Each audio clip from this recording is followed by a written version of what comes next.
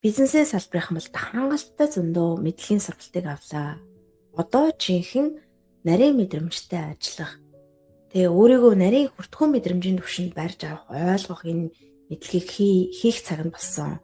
Одоо хийхээс ч аргагүй байдалд орж ийн буюу жинхэнэ энэ толгойн мэдлэгийг ч одоо AI, мэдээллийн 900 бүх юм ингээд тавиад өчлөө шүү дээ. Одоо сургуулиуд үн төлбөргүй тэтгэлэгтэй сургадаг гэдэр боллоо тийм ээ. Энийг та бийжүүлж жинхэнэ амьдрал дээр юм болох нь таны мэдрэлийн тогтолцоо, таны ухамсар, таны сэтгэл шүү дээ. Энийн учрыг олчих юм бол үнэхээр та газар тэнгэрийг нийлүүлээд илүү тэр хүсэж байгаа алсын хараа чинь биелэх тэр боломж нь зовлон багтаагаар тий шанал багтаагаар яг зовж шаналх юм гана л хараа өөр өнцгөр ойлгодог болчдаг тий биелүүлэх боломж нь танд бий болчихж байгаамаа.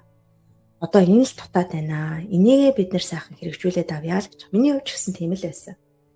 Тэгээд яг би удирдлагуудад нэг зүйлийг одоо ингээд ийм өөрчлөлт манлайлалын тухай ярихлаар чинь удирдлагууд, захирлууд одоо манлайлагч нар шиг завгүй учраас манай хамт бол өөрчлөгдчихвэл зөв зүгээр би зөв зүгээр. Нэг ч ярьдаг. Өөрчлөлөө тийм байх